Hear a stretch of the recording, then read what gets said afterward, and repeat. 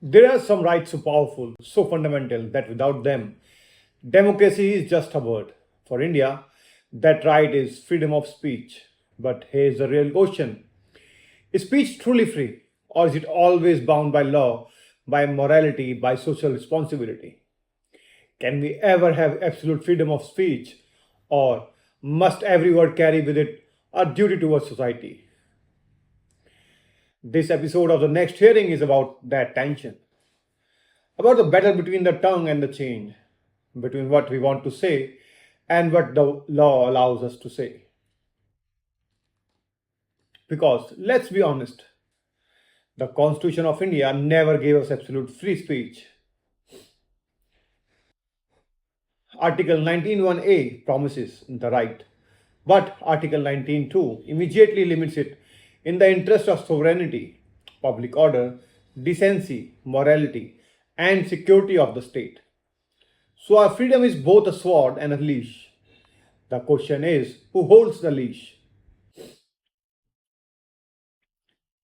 Part 1 of this lecture is about the idea of free speech. Let's begin with philosophy.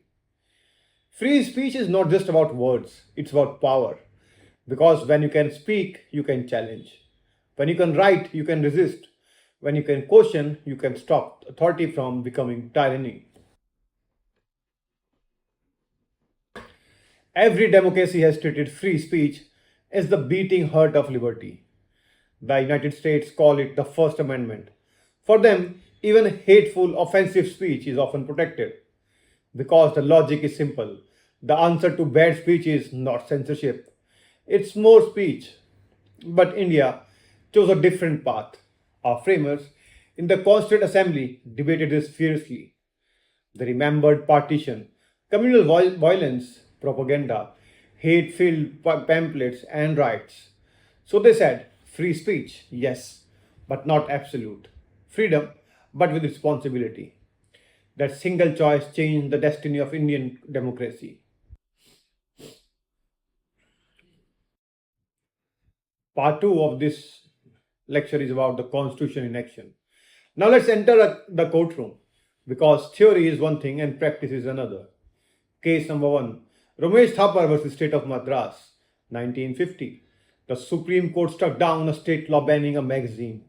The judges said freedom of speech is the very foundation of a democratic society. But then came Kedar Nath Singh versus State of Bihar, 1962. Here, the court upheld sedition laws, but with a caveat. Only speech that incites violence or public disorder can be punished. Criticism of the government is not sedition. So even within our courts, we see the struggle. How much freedom is too much freedom? Where does dissent end and danger begins? And then the dark chapter, the emergency of 1975. Censorship at midnight. Newspaper cut with scissors, journalists jailed, judges silent, the constitution itself in chains. It shows us that freedom of speech is not just a legal right, it is a political weapon. And if people don't fight for it, rulers will snatch it away. Part 3 is about the dilemmas of today. But let's not pretend these are only stories of the past. The dilemmas are alive. Right now, in our headlines, in our social media feeds. What about hate speech online? What about fake news that sparks riots? What about trolling, doxing, and harassment? Should the state step in and censor? Or should society build resilience, learn to filter, and trust truth to win in the marketplace of ideas? Think about it. If freedom of speech is absolute, then even dangerous lies are protected. But if freedom of speech is curtailed too much, then truth itself can be silenced. It's a razor's edge, and every democracy must walk on it. Part 4 is about comparative lessons. Let's glance beyond India. In US, the Ku Klux Klan can march with their flags. Offensive? Yes. Legal? Also yes, because the state cannot decide what is good speech. In Europe, things are different. Holocaust denial is a crime in Germany.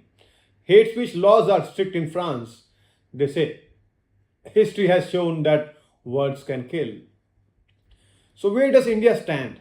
Somewhere in between. We are not absolutists like America, but we are not as restrictive as some European nations. We live in a middle space, always contested, always shifting. Part 5 is about the social duty question. Now, let's get deeper. What if free speech is not just about rights, but about duty? Gandhi once said, freedom is not worth having if it does not include the freedom to make mistakes. But Gandhi also lived by ahimsa, non-violence. For him, speech carried moral responsibility. So maybe the real question is not should speech be free? Maybe the real question is can speech be responsible? Because what is the value of free speech if it divides society, if it spreads hate, if it destroys the very community it claims to liberate? And yet, what is the danger of regulated speech if the regulator is the state, the politician, the censor, the majority? You see the paradox. Both extremes are dangerous. Absolute freedom can be destructive, absolute control can be authoritarian. The truth lies in balance. Such balance is messy. Balance is contested, balance is fragile. Part 6 is about the living debate.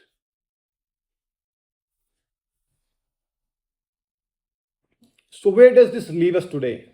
It leaves us in courtrooms where students are charged with sedition for shouting slogans, in WhatsApp groups where misinformation spreads faster than fact checks, on Twitter where political satire gets FIRs, in TV studios where anchors shout and call it debate.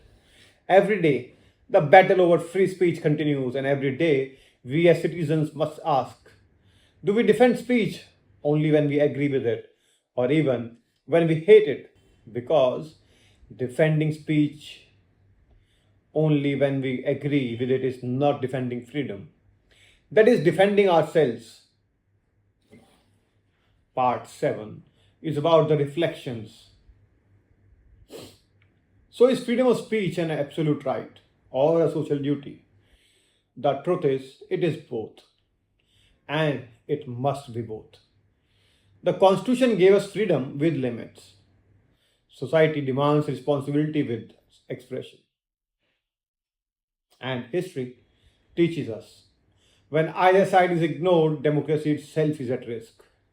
Every word you speak is not just a right, it is also a responsibility because words can heal or they can wound, they can liberate or they can enslave, they can build a nation or they can break it apart. The Constitution gave us the right to speak, but it is up to us, the people, to decide how to use that speech. The next hearing is always not in court, it is in our conscience. And the verdict, my friends,